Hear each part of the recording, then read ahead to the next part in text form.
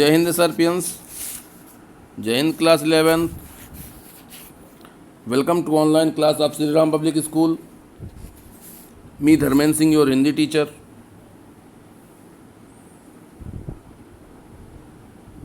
आज हम आपके काव्य खंड के पाठ संख्या 7 गजल दुष्यंत कुमार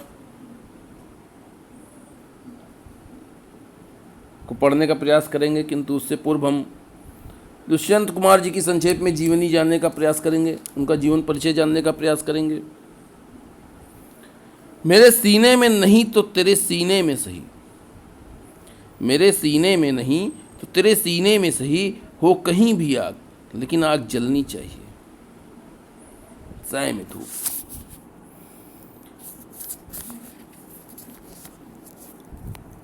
नई कविता के प्रतिनिधि कवि दुष्यंत कुमार का जन्म उत्तर प्रदेश के राजपुर नवादा गांव में सन 1933 में हुआ था। इनके पिता का नाम दुष्यंत नारायण था। इलाहाबाद से एमए करने के बाद यहीं से इनके साहित्यिक जीवन का आरंभ हुआ। इलाहाबाद की साहित्यिक संस्था परिमल की गोष्ठियों में वे सक्रिय रूप से भाग लेते रहे और नए पत्ते जैसे महत्वपूर्ण पत्र के साथ भी जुड़े रहे। जीविकोपार्जन के लिए आकाशवाणी और बाद में मध्य प्रदेश के राजभाषा विभाग में काम किया। अल्पायु में ही सन 1975 में उनका भोपाल में देहावसान हो गया। किंतु इस छोटे जीवन की साहित्यिक उपलब्धियां कुछ छोटी नहीं हैं।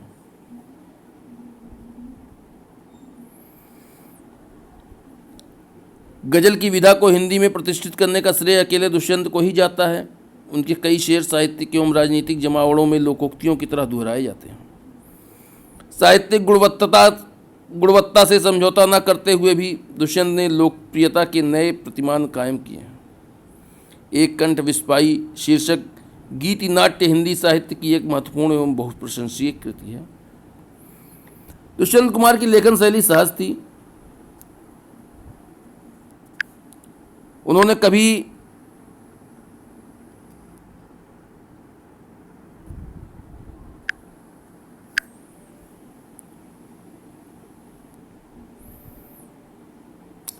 उनकी गजलों में उर्दू एवं तत्सम शब्दों की बहुलता है। सूर्य का स्वागत, आवाज़ों के घेरे, साए में धूप, जलते हुए वन का वसंत, ये काव्य है। एक कंठ विस्पाई गीत नाट्य है। छोटे छोटे सवाल, आंगन में एक वृक्ष और दोहरी जिंदगी उपन्यास,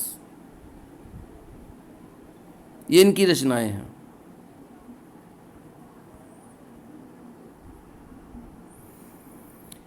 यहाँ दुष्यंत की जो गजल दी गई है वह उनके गजल संग्रह साए में धूप से ली गई है। गजलों में शीर्षक देने का कोई चलन नहीं है, इसलिए यहाँ कोई शीर्षक नहीं दिया जा रहा है। गज़ल एक ऐसी विधा है जिसमें सभी शेर अपने आप में मुकम्मिल और स्वतंत्र होते हैं। उन्हें किसी क्रम व्यवस्था के तहत पढ़े जाने की दरकार नहीं रहती। इसके बावजूद जो चीज़ें ऐसी हैं जो इन शेरों को आपस में गूंथ कर एक रचना की शक्ल देती हैं। एक रूप के स्तर पर तुक का निर्वाह और दूसरा अंतर्वस्तु के स्तर पर मिजाज का निर्वाह। मिजाज, जैसा कि आप देखेंगे यहाँ पहले शेर की दोनों पंक्तियों का तुक मिलता है और उसके बाद सभी शेरों की दूसरी पंक्ति में उस तुक का निर्वाह होता है। आमतौर पर गज़ल के शेरों में केंद्रीय भाव का होना जरूरी नहीं है, लेकिन यहाँ पूरी गज़ल एक खास मना स्थिति में लिखी गई जान पड़ती है। राजनीति और समाज में जो कुछ चल रहा है उसे खारिज करने और विकल्प की तलाश को मान्यता देने का भाव एक तरह से इस गज़ल का केंद्रीय सूत्र बन गया है। इस प्रकार दुष्यंत की यह गज़ल हिंदी गज़ल का सुंदर नमूना प्रस्तुत करती है।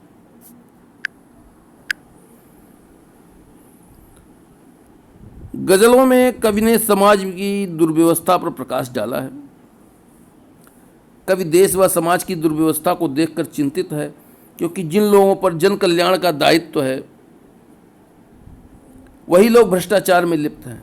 राजनीतिक व्यवस्था के कुशासन के कारण जन सामान्य को कष्ट पहुंचता है। कवि ने उन लोगों पर भी कटाक्ष किया है जो संघर्ष करने से पहले ही अपनी हार स्वीकार कर लेते हैं।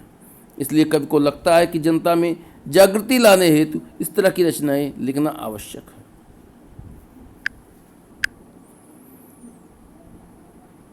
अब हम आपकी पाठ्यपुस्तक में दिए गए जो गज़ल हैं उनको पढ़ने का प्रयास करेंगे। पहली गज़ल है, कहाँ तो तय था चिरागां हर एक घर के लिए। कहाँ तो तय था चिरागां हर एक घर के लिए, कहाँ चिराग मयस्सर नहीं शहर के लिए। तय माने होता है निश्चित, चिरागा माने चिराग या दीपक, मयस्सर मतलब उपलब्ध। कवि ने देश व समाज की दुर्व्यवस्था को देखते हुए उसके अंदर जो निराशा का भाव उत्पन्न हुआ है उसको पंक्तियों के माध्यम से प्रकट किया है। शायर इन पंक्तियों के माध्यम से कह रहा है कि कहाँ तो तय था चिरागा हर एक घर के लिए। स्वतंत्र भारत के लिए सभी ने एक सपना देखा था कि हर घर में रोशनी होगी, प्रकाश होगा, दीपकों की माला जलेगी, ढेर सारी खुशियां मिलेंगी। किंतु वास्तविक स्थिति इसके विपरीत है। कहाँ चिराग मयस्सर नहीं शहर के लिए। प्रत्येक घर की बात तो दूर, यहाँ पूरे शहर के लिए, एक पूरे समाज के लिए भी किसी भी प्रकार की आशा की किरण, किसी भी प्रकार का प्रकाश स्रोत उपलब्ध नहीं है। सर्वत्र अंधेरा ही अंधेरा व्याप्त है। अर्थात कहने का अर्थ है कि सामाजिक व्यवस्था अत्यंत ही निराशाजनक स्थिति में है। यहाँ लोगों को खुशी प्राप्त करने का कोई अवसर नहीं है। ऐसी व्यवस्था वाले समाज में कहीं भी सुख और चैन नहीं है।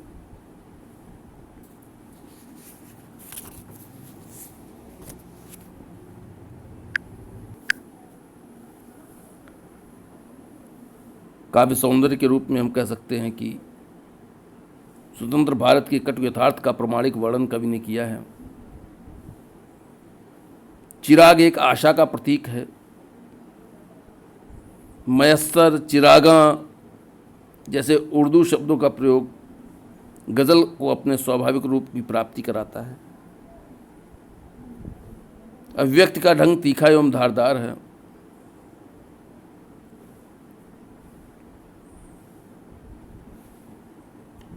अगला है आपका, यहाँ दरख्तों के साए में धूप लगती है, चलो यहाँ से चलें और उम्र भर के लिए।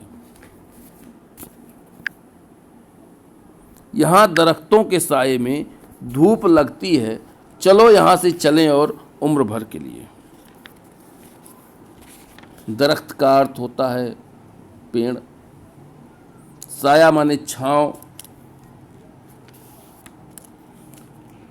कवि कहना चाहता है कि यहाँ वृक्षों के छाए में भी सुख नहीं मिलता, धूप ही लगती है, अर्थात कष्ट ही प्राप्त होता है। जहाँ व्यक्ति को सुख और शांति मिलनी चाहिए, वहाँ स्थिति उसके विपरीत है। चारों तरफ अव्यवस्था एवं भ्रष्टाचार का वातावरण व्याप्त है। कवि कहता है कि ऐसी स्थिति में मन करता है कि इस स्थान को छोड़कर उम्र भर के लिए, अर्थात हमेशा के लिए, कहीं दूर चले जाना चाहिए।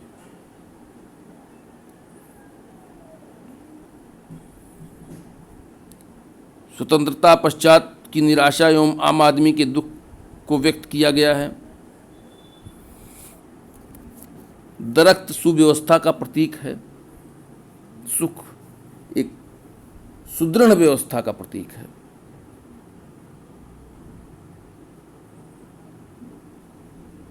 दरख्त, साए, उम्र जैसे उर्दू शब्दों का प्रयोग किया गया है।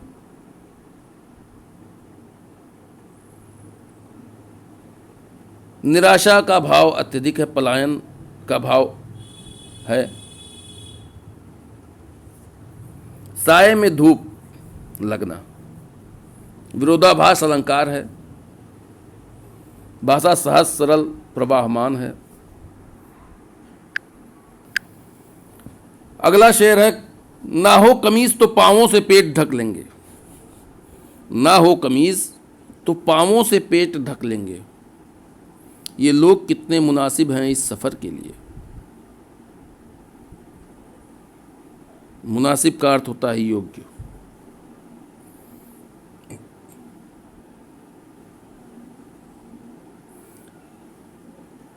कवि कहना चाहता है कि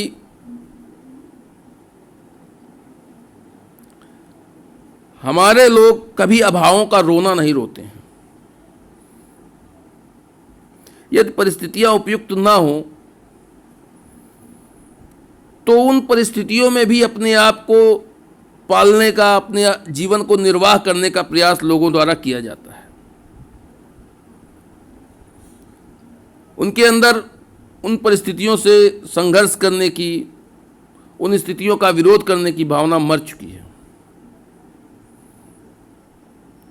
कवि कहना चाहता है कि देश के शासकों के लिए ऐसे उदासीन और संतोषी जीव बहुत ही अनुकूल हैं। इन्हीं के कारण कुशासन की सत्ता बड़े आराम से चल सकती है।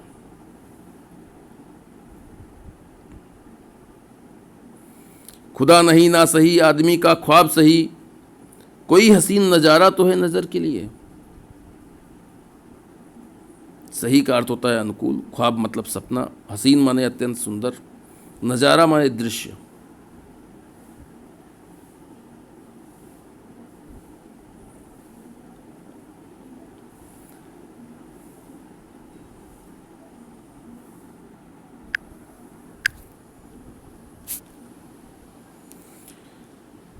कहने का अर्थ है कि संसार में ईश्वर नहीं है तो कोई बात नहीं। व्यक्ति के पास उसका स्वप्न तो है। तात्पर्य यह है कि ईश्वर मानवीय कल्पना तो है ही।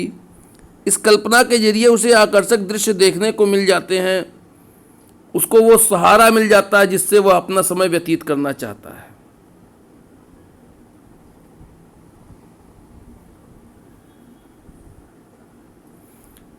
भारतीयों की दबी कुचली अशक्त आवाज़ पर कटाक्ष किया गया है। धार्मिक यथार्थ से मुंह चुराने का एक साधन, धर्म जो है यथार्थ से मुंह चुराने का एक साधन भर है, ऐसा कवि के द्वारा बताया गया है। पांवों से पेट ढकने का बिंब अत्यंत ही मनोहर एवं मार्मिक है।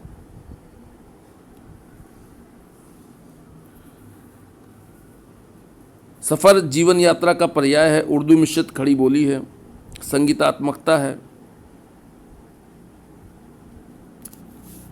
छोटे छोटे शब्दों का, प्रचलित शब्दों का स्वाभाविक एवं प्रवाहपूर्ण प्रयोग किया गया है। अब हम इन काव्यांशों पर आधारित आपको कुछ प्रश्न देने का प्रयास करेंगे, जिनको आप करेंगे। अगर आपको कहीं कोई समस्या आती है तो आप उन समस्याओं को सायंकाल अपने दिए गए निर्दिष्ट समय में शेयर करके हमसे उसका समुचित उत्तर प्राप्त कर सकते हैं। पहला प्रश्न है आपका, स्वतंत्र होने के समय राजनेताओं ने जनता को किस प्रकार के स्वप्न दिखाए थे? पुनः सुन लें। स्वतंत्र होने के समय राजनेताओं ने जनता को किस प्रकार के स्वप्न दिखाए थे?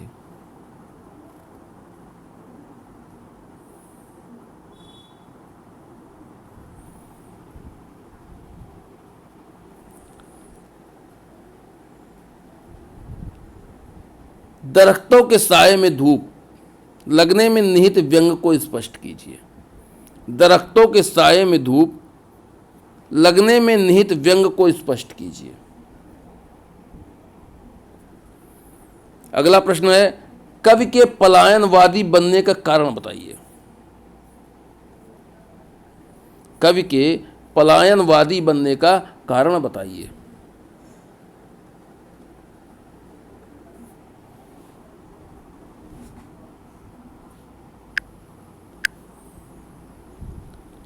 अगला प्रश्न है, पांवों से पेट ढकने का अर्थ स्पष्ट कीजिए। पांवों से पेट ढकने का अर्थ स्पष्ट कीजिए।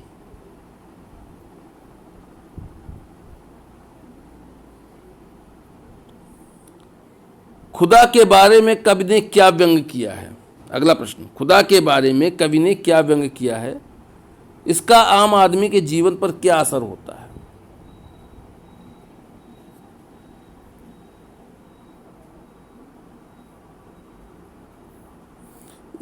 खुदा के बारे में कवि ने क्या व्यंग किया है? इसका आम आदमी के जीवन पर क्या असर होता है?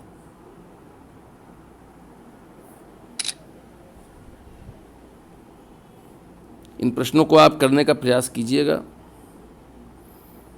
जहाँ कहीं भी आपको समस्या आए, सायंकाल आप अपने दिए गए निर्दिष्ट समय के अनुसार, दिए गए निर्दिष्ट समय में अपने प्रश्नों का उत्तर जानने का प्रयास कर सकते हैं। Thank you class, thank you सर्पियंस।